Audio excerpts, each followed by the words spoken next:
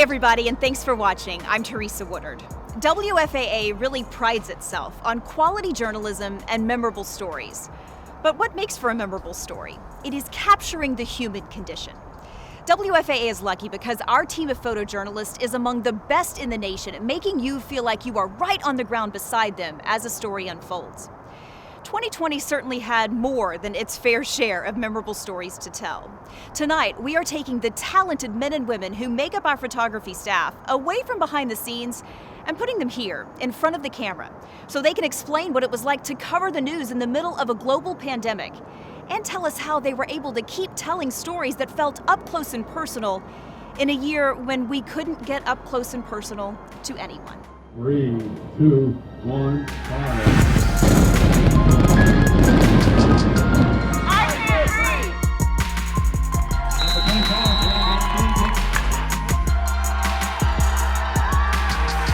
You know, the best thing about this job is it's a front row seat to history, and you get to be part of it. I get to be part of it. Right now, our job has never been this important. It's up to us as photojournalists to document and get those facts. When you do these stories, you work really hard because you want them, the subject of the story, to be proud of it. I got into this business to serve people, and I know it was the same as all the other photojournalists here. Just being a photojournalist, that's what it's all about to me, that raw emotion. I never get tired when I have a story that I know is important and that needs to be told. People trust us to tell those stories, which in itself is meaningful to us. Behind every news story, there's real humans. There's real people affected by this and people doing this.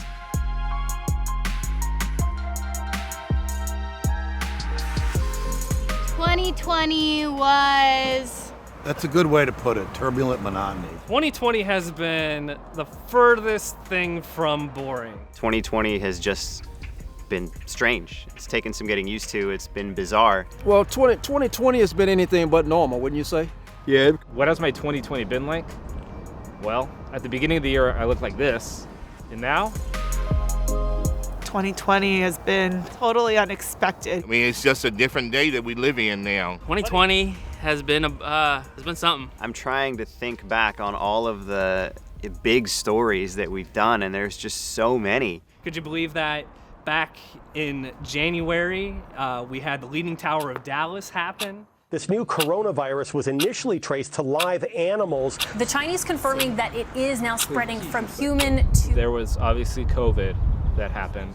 From the pandemic, education, and what are the students going to do? Major League Baseball, soccer, and the NHL suspending their season. We're in the middle of baseball season started. They canceled baseball. I can't breathe! Over the summer, all the protests that started because of the George Floyd incident in Minneapolis.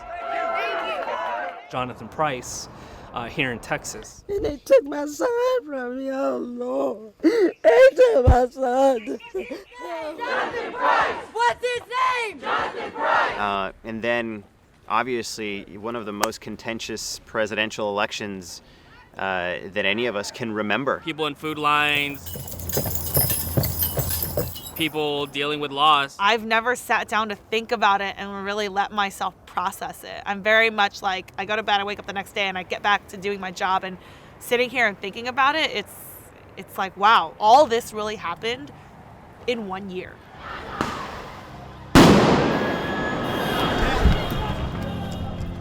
"2020 was incredibly difficult. Whoever would have thought that we would have experienced a pandemic in our lifetime? Like most businesses, we've stopped going into the building. As a television station, I believe our last day inside the physical building was at the end of March. It changed everything, really. It changed the way that we look for stories. The day one when we realized that it was a pandemic and things had changed, not having anyone to ride with you, the reporter, where you cut up and sort of have a good time before you get to your story, you're riding separate now. The next thing you know, we're asking us to wear masks, and we've changed the whole way we do news. When the pandemic first hit, I was at the end of my second trimester. And so I was one of the first ones that they decided, hey, you're just gonna stay at home. But as a photojournalist, you're thinking, how am I going to do this? I can't even leave my apartment in order to tell people's stories. Now my office, like a lot of us, is just in your vehicle all day. You're out there, you're living in that vehicle. It's just a total different beast than what we have been used to. Normally we will put a clip-on mic, and it's like a couple of inches from their mouth, and you get really good audio, but now you have to hang a mic over the top.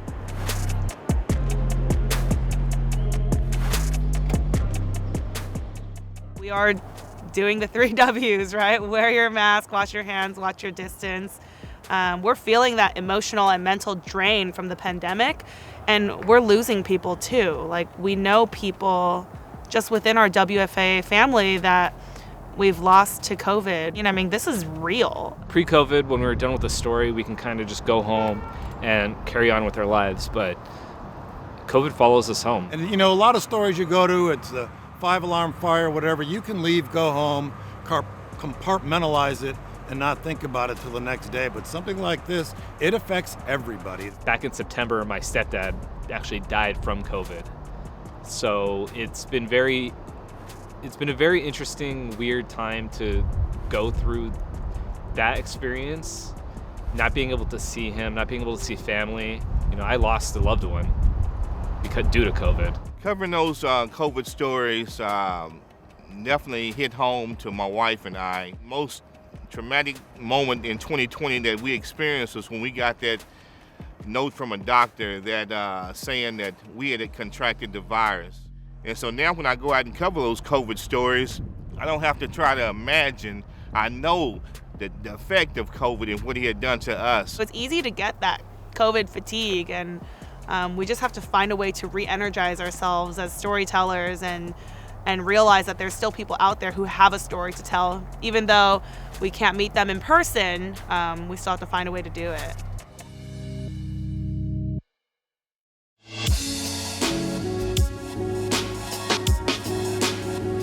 Welcome back, everybody. COVID-19 certainly dominated the headlines for much of 2020, but there were other things that impacted the lives of all North Texans. Some of those stories were difficult to tell, but others were positive, uplifting, inspiring, and hopeful. And those are the stories that got us all through.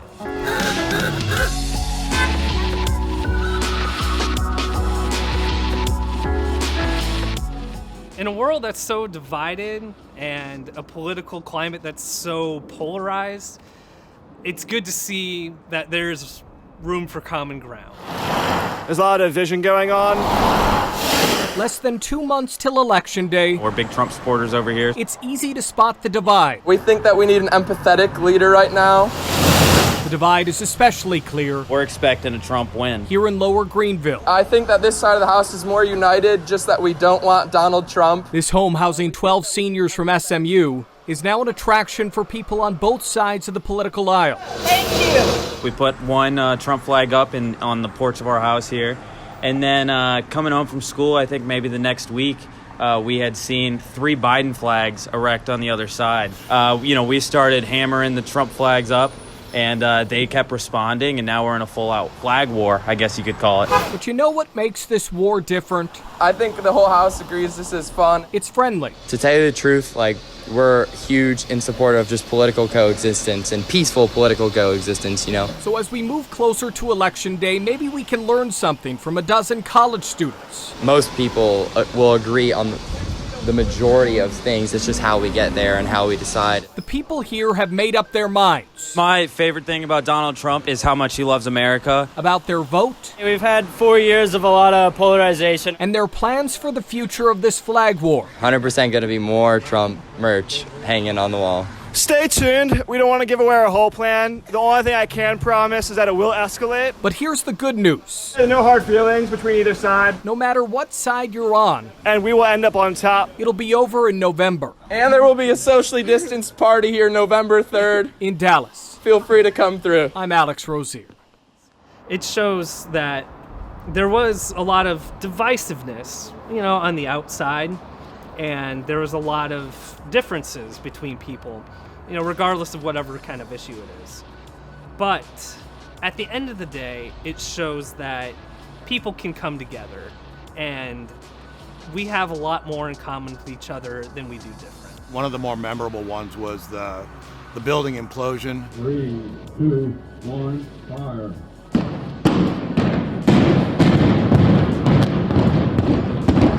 You hear the booms, you feel them, and it all starts to collapse. The dust and everything comes up, and then as it starts to settle, you see this building still standing. And as soon as it becomes visible, I hear a reporter say, "Uh-oh." Uh-oh. And that was, to me, one of the defining moments, because the last thing I was expecting is to see an elevator shaft, almost like a monolith, coming out of this huge plume of smoke. I feel like I'm in Italy, the Leaning Tower of Pisa right there. This group thought so too. Everybody, 1, 2, 3. People had fun with it. Go this way. 2-3 days later, and you'd get people doing the classic Leaning Tower of Pisa piece where they're, kind of pretending they're holding it up. It's just a peculiar, out-of-this-world composition. This very deconstructed, almost brutalist type of architecture. There was artists drawing their own versions of it, people taking pictures. It was just something fun that you'd see in the paper or on the news, or people bringing their family to point it out. It was just a little bit of fun for a week and a half. All those senior living homes were isolated. They weren't seeing anyone. And so this guy that used to perform at them, they found a way for him to perform outside, bring the residents outside. I'm a music performer. You know the feeling. 1, 2, 3 o'clock, 4 o'clock, a rock. A great song. It's such a thrill. It really turns a bad day around. And the ones that take us back. I do music they remember, from the 20s to the 70s. Man, they are timeless. Kiss me, baby. Oh, you feel so good. This is Norris Perry. He sings. We're not touching you. You're not touching me. Tells jokes, and despite a pandemic, Caroline. I miss handshakes, smiles, and hugs. He's keeping a lot of our elders happy. We're missing those so bad. Before COVID-19, he would sing 17 shows a week at retirement homes. Now, it's much less. You have to do things outside the buildings and still maintain a safe distance. But the ones he can visit, I'm king of the road. Well, you see what just 30 minutes means to so many here in Discovery Village at Castle Hills,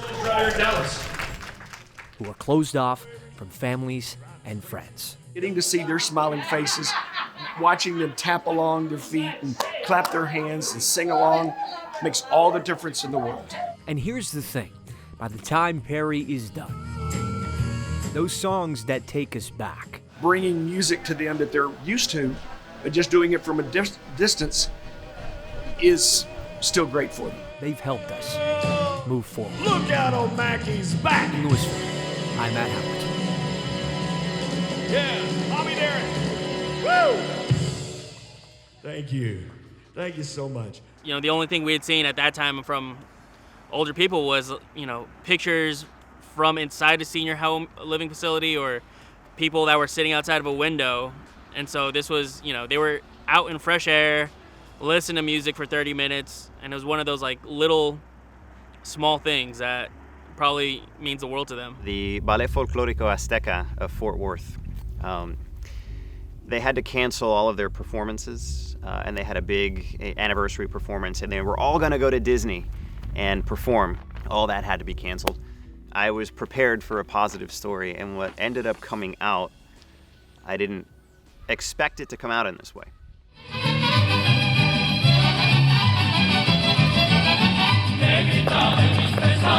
Color beautiful, loud. And culture. All the history. Movements flowing with tradition. My family is from Mexico. Steps that echo the ancestors. This definitely has made me connected with my roots. That's what Ballet Folklorico means to dancer Alina Almaraz. It makes me feel so powerful. But performing during a pandemic has a different look, a different feel, a different rhythm. Everything just got canceled. Its private studio closed. The Ballet Folklorico Azteca held its first practice since March in a church parking lot in South Fort Worth. We're outdoors and there's plenty of space, and we were fortunate that we're able to use this parking lot. It's a small bright spot in a difficult year for ballet director Carol Alvarado. This year we celebrate our 45th anniversary, and unfortunately we had to cancel our trip to Disney World in July, as well as all of our other big shows and our anniversary show, everything. I was actually really sad about it. The pandemic brought pain. This is like my second family. But also perspective. But that's okay, because I still got to see them. A lot of them are still alive and breathing, and that's the most thankful thing that I have. The dancers learned what matters most isn't an audience in front of them. And just thank God that we can all reunite the best that we can. But the dancers beside them. We're always here for each other. And the heritage. We pray for health for each other. That lives on inside them. Thank you, Lord. Amen. In Fort Worth, I'm Eric Alvarez. The big message from the dancer and from the director was, we are here. There's no audience, but we're dancing for each other today. We're not dancing for an audience, we're dancing for each other. And they all kind of came to that same conclusion that day, and I was there to capture it, and I tell you, it was exactly what I needed out of this year. It made me feel more like myself. I'm out here, I'm doing this, and if I get the chance to tell a good story, I owe it to them and I owe it to myself to do it as best I can. So it was a bright spot for the dancers, it was a bright spot for me personally, and I was really glad with how it turned out.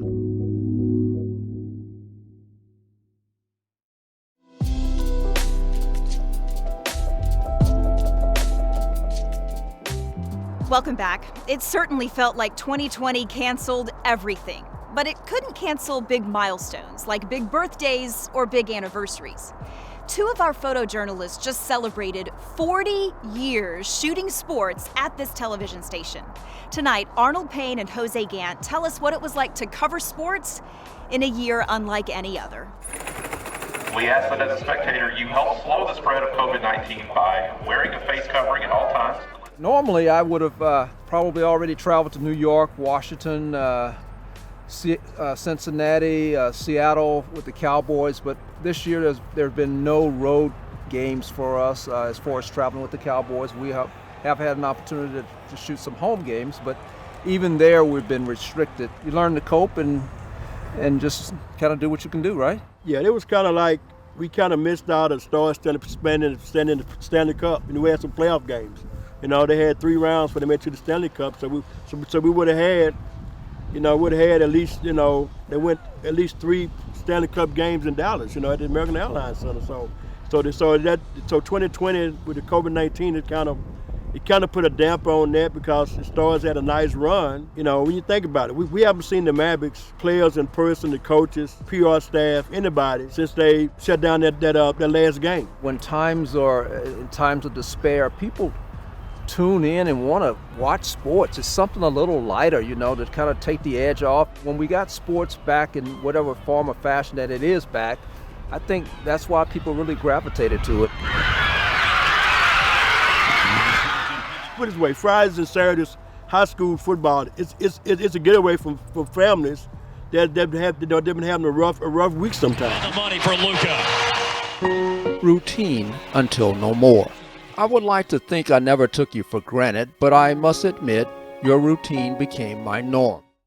When this whole thing started, I produced a story, and the title of that story was Routine Until No More. It's amazing how things do become routine until you don't have it in front of you, and all of a sudden those things that you took to be routine are missed. Well, 2021 for me can't get here fast enough, as I'm sure with a lot of other folks.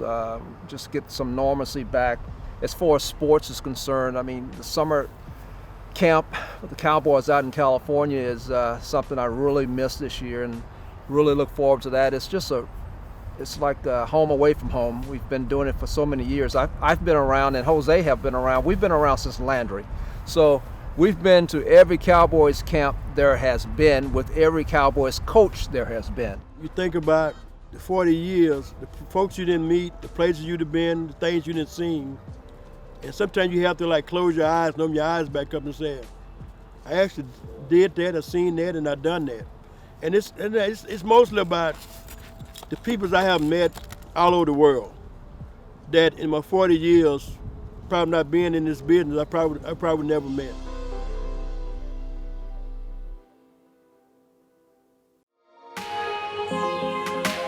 There's always going to be the daily grind of the crime and the fires and the bad things, but if you can get that nugget out of there, that's the shows a little bit the good side of humanity, the good side of families or people or groups. Those are the fun stories to cover because you actually make a difference. Dealing with people and telling their stories, those are the stories that are most meaningful and that I take away. Sad stories, there are some stories of triumph, but those are the type of stories that when you get a chance to sink your teeth into that and tell those stories and share those stories with the viewing audience, that's what makes it worthwhile. You know, all of these different events happened in 2020, but they happen for a reason. It's about growth. You know, we have these things happen because we need to grow as people. Sometimes it involves going through tough times. We're featuring them. They're taking, time out of their lives to talk to us, and they're trusting us with their stories. And I take that very seriously. We take pride in our work. We want it to be correct. We want our video that we use to cover to be representative of what the story is. Like, we do this every day, and we bend over backwards to make sure that all the T's are crossed and the I's are dotted. And we take pride in this work. So, as challenging as 2020 has been, I think it's been a real opportunity to show just how important all of those things are to what we do.